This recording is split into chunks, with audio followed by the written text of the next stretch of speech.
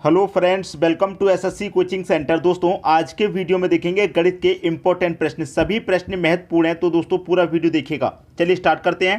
पहला प्रश्न है, 60 में कुल कितनी संख्याओं से भाग दिया जा सकता है? 60 में कितनी संख्याओं से भाग दिया जाता है? तो याद रखना, ऐसा प्रश्न कभी भी पूछा जाए 60 के आप फैक्टर कर लीजिए। 60 के फैक्टर कर लीजिए तो सबसे पहले मैं 2 से कटाऊंगा 60 को, तो ये 30 बार में कटेगा। फिर 30 को 2 से कटाऊंगा तो ये 15 बार में कटेगा। अब 15 2 से तो कटेगा नहीं, 3 से कटा लेंगे तो 5 बार में कटेगा। अब ये 5 को हम 5 से कटाएंगे तो 1 बार में फिनिश। तो हमारे फैक्टर क्या क्या निकल के आए? 2 2 3 5, 2 2 3 5, ये हमारे फैक्टर निकल के आए। ठीक है, अब देखिए 2 हमारा कितनी बार है? 2 बार है, तो इसका मतलब 2 की पावर 2 हो जाएगा। गुने 3 हमारा 1 बार है तो 3 की पावर 1 हो जाएगा। और 5 हमारा 1 बार है तो 5 की पावर 1 हो जाएगा। ठीक है, क्लियर है? इतना तो आप जानते ही हैं भाई। 2 की पावर 4 है, जैसे कि 2 की पावर 2 है तो 2 गुने 2 4 होता है, और 4 को आप 2 की पावर 2 लिख सकते हैं। अब यहाँ पर 3 1 बार है तो इसका मतलब 3 की पावर 1। कोई संख्या 2 बार है तो उसकी पावर 2। अगर 3 बार लिखी होती है, 2 हमारा 3 बार लिखा होता है, इसका मतलब 2 की पावर 3। अब यहाँ पर पावर 1 रहेगी, यहाँ पर भी पावर 1। प्रश्न खत्म हो गया, कुछ नहीं है। जो हमारे पास पावर है उसी को 1 बढ़ा के लिखेंगे। जैसे पावर 2 है तो यहाँ पर 1 बढ़ा के 3 लिख लेंगे। यहाँ पावर 1 है तो 1 बढ़ा करके 2 लिखेंगे। यहाँ पावर 1 है तो इसमें भी 1 बढ़ा के 2। 3 दूने का 6, 6 दूने का 12। आंसर आ गया, पहला ऑप्शन बिल्कुल सही। पूछ क्या रहा था?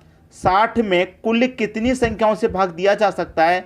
तो 60 में कुल 12 संख्याओं से भाग दिया जा सकता है।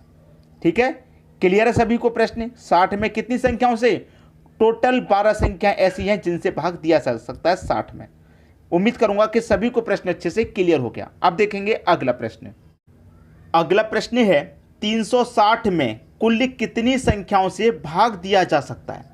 360 में कितने में? 360 में कितनी संख्याओं से भाग दिया जा सकता है? वही करेंगे, फैक्टर कर लीजिए। सबसे पहले तो 2 से कटाएंगे, 180 बार कटेगा। फिर 2 से कटाएंगे, 90 बार कटेगा। फिर 2 से कटाएंगे, 45 बार कटेगा। ठीक है, अब 3 से कटा लो, 15 बार कटेगा। फिर 3 से कटा लो, 5 बार कटेगा। अब 5 से कटा लो, 1 बार कटेगा। ये फैक्टर निकल के आए। 2 आपका 3 बार है तो 2 मैं 3 बार लिख लूँगा, 2 गुने 2 गुने 2। 3 आपका 2 बार है तो 3 गुने 3। 5 1 बार है तो 5। मैंने क्या बताया? जो संख्या जितनी बार आई है उसकी पावर उतनी ही हो जाएगी। 2 आपका 3 बार आया है, इसके मतलब 2 की पावर 3। 3 2 बार आया, इसका मतलब 3 की पावर 2। और 5 1 बार आया, इसका मतलब 5 की पावर 1। अब क्या करना है? जो पावर आई है उसमें 1 बढ़ा के लिख दीजिए। जैसे कि 3 आया तो 3 में 1 बढ़ा के 4। 2 है, 2 में 1 बढ़ा के 3। और 1 है तो 1 में 1 बढ़ा के 2। 4 त्रिक का 12, 12 दूने का 24। आंसर आ गया 24। पहला ऑप्शन बिल्कुल सही। उम्मीद करूंगा आज के बाद इन प्रश्नों में आप कभी भी गलती नहीं करेंगे। बहुत अच्छे से समझ में आ गया होगा। ठीक है, कभी गलती नहीं होगी। अब देखेंगे दोस्तों अगला प्रश्न। अगला प्रश्न है, 15 की पावर 25 में कुल अभाज्य गुणनखंडों की संख्या ज्ञात करें। प्रश्न का तरीका बदल गया, प्रश्न का टाइप बदल गया, तो प्रश्न का लॉजिक भी बदलेगा। पूछ रहा है कि 15 की पावर 25 में कुल अभाज्य गुणनखंडों की संख्या ज्ञात करें। 15 में तो 15 के आप क्या करें? गुणनखंड करें। जैसे अभी तक आप गुणनखंड कर रहे थे वैसे गुणनखंड करें। तो गुणनखंड क्या होंगे? सबसे पहले 2 से तो कटेगा नहीं, 3 से कटेगा 5 बार में। अब 5 से कट जाएगा 5 1 बार में। तो आपके पास क्या क्या गुणनखंड आए? 3 गुने 5। ये कितने गुणनखंड हैं भाई? 2 गुणनखंड ही तो हैं।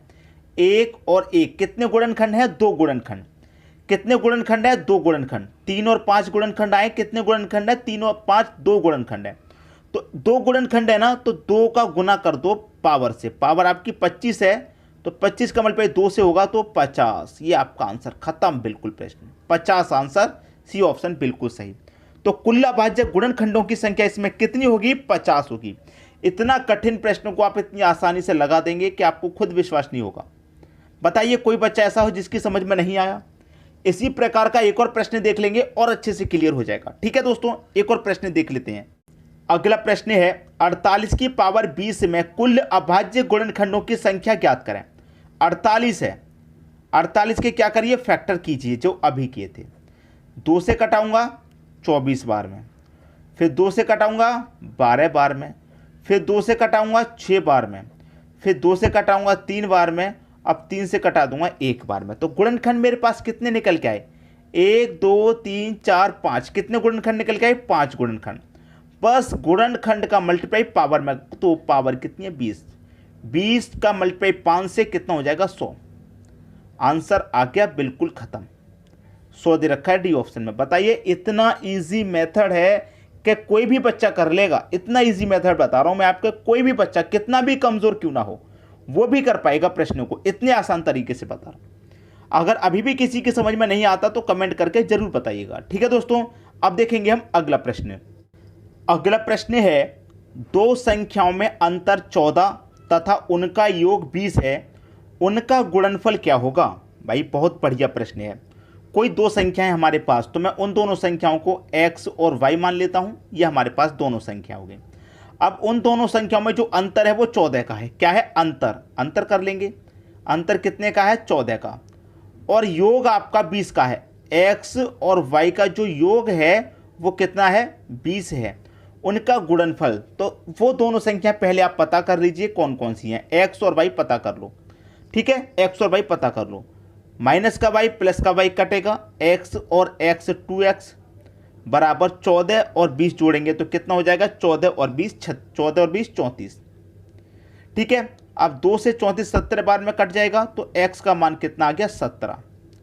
अब देखिए, x और y दो संख्याएं, जिसमें से x का मान 17 है तो y का कितना रहा होगा? 3 रहा होगा, तभी तो 17 और 3 योग 20 हो गया।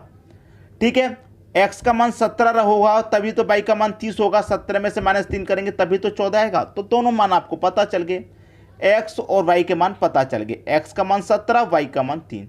भाई 17 में से 3 घटाएंगे तभी तो 14 आएगा, और 17 में 3 जोड़ेंगे तभी तो 20 आएगा। तो x का मान आपको पता चल गया, तो y का तो अपने आप पता लग जाएगा। अब कह रहा है कि उनका गुणनफल क्या होगा, तो दोनों संख्या पता करके दोनों का गुणनफल कर दीजिए। 17 त्रिक का कितना होता है भाई? 51 होता है। ये आपका आंसर हो गया। दोनों का गुणनफल पूछ रहा था, दोनों का गुणनफल कितना होगा? 51 होगा, और 51 दे रखा है आपको सी ऑप्शन में। उम्मीद करूंगा कि सभी को प्रश्न बहुत अच्छे से क्लियर हो गया, कोई भी दिक्कत किसी बच्चे को नहीं होगी। ठीक है दोस्तों, अब देखेंगे हम अगला प्रश्न। अगला प्रश्न है, दो संख्याओं का योग 42 है तथा उनका गुणनफल 437 है, तो उन संख्याओं का अंतर क्या होगा? दो संख्या हमारे पास, तो मैं दोनों संख्याओं को x और y मान लूं। दोनों का योग हमारे पास 42 है।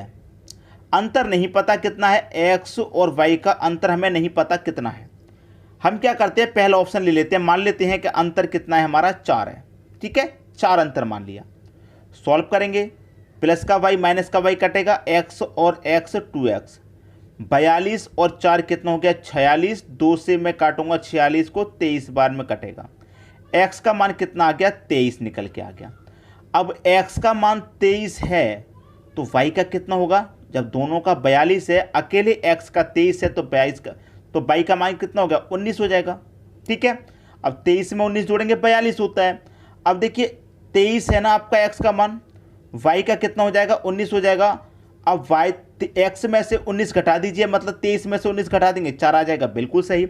अब हमसे क्या कह रहा है कि दोनों संख्याओं का जो गुणनफल है हमारे पास 437 है। अब मेरे पास दोनों संख्या निकल के आई 23 और 19। x और y निकल के आया, x निकल के आया मेरे पास 23, y निकल के आया 19। दोनों का गुणनफल अगर मैं पता कर लूँ 437 है तो बिल्कुल सही हो जाएगा मेरा ए ऑप्शन। ठीक है, 19 त्रिक का 57 का 7, कैरी का 5, 19 दूने का 38, 38 में जोड़ूंगा कैरी का 5 तो कितना हो जाएगा? 43। तो ये मेरा कितना आ गया? गुणनफल 437 आ गया, और 437 मुझे दे रखा है। इसका मतलब ये है कि मैंने y की जगह यहाँ पर दोनों का जो गुणनफल था, दोनों का जो अंतर था वो मैंने 4 माना, तो हमसे अंतर ही तो पूछ रहा है। अंतर कितना हो गया? 4 हो गया। पहला ऑप्शन बिल्कुल सही। जब मैंने ए ऑप्शन में से 4 रखा तो मुझे दोनों संख्या मिली x और y, और मैंने जब गुना करके देखा तो बिल्कुल जो गुना दे रखा वही आया। और जब मैंने योग में रखा इसको 19 को तो 42 ही आ रहा दोनों को जोड़ के, और दोनों को घटाकर 4 आ रहा है, और दोनों संख्याओं का गुणनफल 437 आ रहा है। इसका हमारा अंतर कितना हो जाएगा? पहला ऑप्शन हो जाएगा 4। ठीक है, उम्मीद करूंगा सभी को अच्छे से क्लियर है प्रश्न। अब देखेंगे हम अगला प्रश्न। अगला प्रश्न है, भाग के प्रश्न में विद्यार्थी 36 के बदले 63 को भाजक के रूप में ले लेता है तो उसका उत्तर 24 था। सही उत्तर क्या है? भाई लेना कितना था उसको, विद्यार्थी को 36 के बदले में उसने 63 भाजक के रूप में ले लिया। लेना कितना था 36, लेकिन उसने कितना ले लिया, 63 ले लिया। और जब 63 ले लिया तो उसका जो उत्तर है सही उत्तर से 24 था। कितना था, 24 था। जब हमने संख्या गलत ले ली तो उत्तर भी गलत आया होगा, ठीक है। और सही संख्या कितनी थी, हमें 36 लेनी थी सही संख्या। बटे में ले लीजिए भाई, ये गलत संख्या और उत्तर भी गलत संख्या हमने दोनों साथ में लिख लिए। और जो सही संख्या थी उसको बटे में लिख लिया। अब प्रश्न को सॉल्व कर लीजिए, आंसर आ जाएगा, ठीक है। देखिए 12 दूने का 24 और 12 तिरिक का 36, 3 दूने का 6, 3 एकम 3, 21 बार में कट गया। 21 दूने का कितना आ जाएगा, 42। 21 दूने का 42 आ जाएगा। बी ऑप्शन बिल्कुल सही, 42 बी ऑप्शन में है। ये आपके प्रश्न का आंसर आ जाएगा। इस तरीके के प्रश्न बार बार परीक्षाओं में रिपीट होते हैं, याद रखना इस बात को। तो प्रश्न सभी को क्लियर हो गया होगा, कोई दिक्कत परेशानी किसी को भी नहीं होगी, ठीक है दोस्तों। वीडियो देखने के लिए आपका बहुत बहुत धन्यवाद।